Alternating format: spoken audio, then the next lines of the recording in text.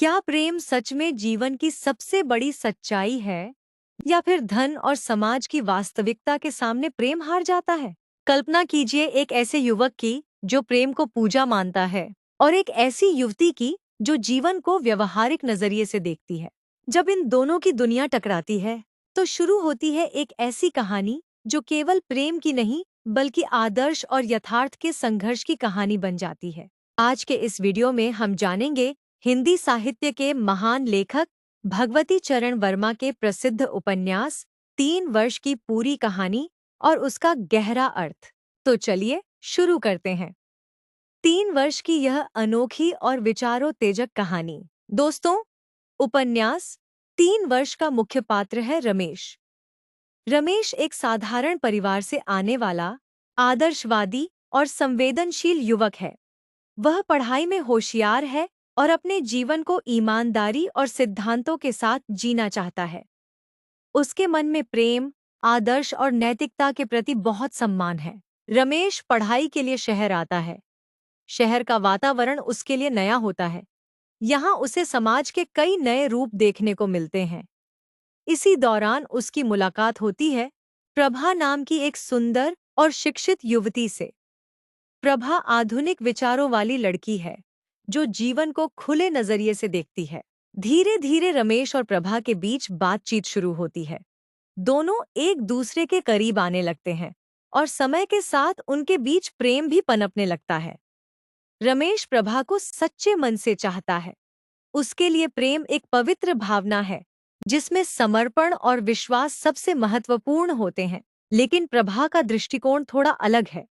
वह प्रेम को जीवन का एक हिस्सा तो मानती है, लेकिन उसके लिए जीवन में धन, सामाजिक प्रतिष्ठा और सुविधाएं भी बहुत महत्वपूर्ण हैं। यही विचारों का अंतर आगे चलकर उनके रिश्ते में दूरी पैदा करने लगता है। रमेश अपने प्रेम को सच्चाई और निष्ठा के साथ निभाना चाहता है, जबकि प्रभा व्यावहारिक जीवन की जरूरतों को ज्यादा महत्व देती है। समय के साथ प्रभा को लगता है कि रमेश उसके लिए वह सुख सुविधाएं नहीं दे पाएगा जिसकी वह कल्पना करती है। इसी कारण प्रभा धीरे धीरे रमेश से दूर होने लगती है। अंततः वह एक ऐसे व्यक्ति से विवाह करने का निर्णय लेती है जो आर्थिक रूप से संपन्न है और उसे आरामदायक जीवन दे सकता है। प्रभा का यह निर्णय रमेश के लिए बहुत बड़ा आघात बन जाता है।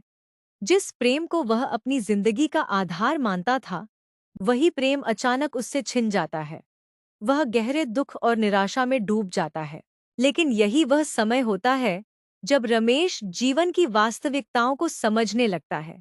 उसे एहसास होता है कि जीवन केवल भावनाओं से नहीं चलता, बल्कि समाज, परिस्थितियों और व्यक्तिगत इच्छाओं का भी उस पर गहरा प्रभाव पड़ता है।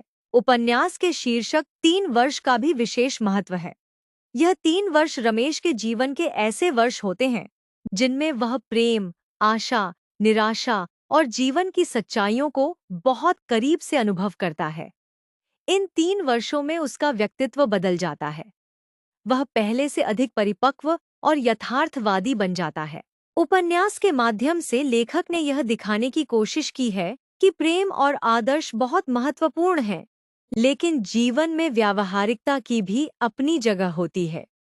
जब आदर्श और यथार्थ के बीच टकराव होता है, तो अक्सर इंसान को कठिन निर्णय लेने पड़ते हैं।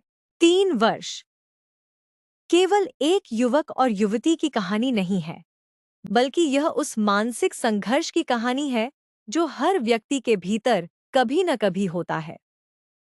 यह उपन्यास हमें यह सोचने पर मजबूर करता है कि क्या जीवन में केवल आदर्शों के सहारे जीना संभव है, या फिर हमें परिस्थितियों के अनुसार अपने विचारों को बदलना पड़ता है। भगवती चरण वर्मा ने इस उपन्यास में मनुष्य की भावनाओं, समाज की वास्तविकताओं और प्रेम के विभिन्न रूपों का बहुत ही संवेदनशील और प्रभावशाली चित्रण किया है। उनकी भाषा सरल, सहज और प्रभावशाली है, जो पाठकों को कहानी से जोड़े रखती है। अंततः 3 वर्ष हमें यह सिखाता है कि जीवन में अनुभव बहुत महत्वपूर्ण होते हैं। कभी-कभी दर्द और असफलताएं ही हमें सबसे बड़ा सबक सिखाती हैं और हमें एक बेहतर इंसान बनाती हैं। तो दोस्तों, यही थी भगवती चरण वर्मा के प्रसिद्ध उपन्यास 3 वर्ष की कहानी, जो हमें यह सोचने पर मजबूर करती है कि जीवन में प्रेम, आदर्श और यथार्थ के बीच संतुलन कितना कठिन होता है।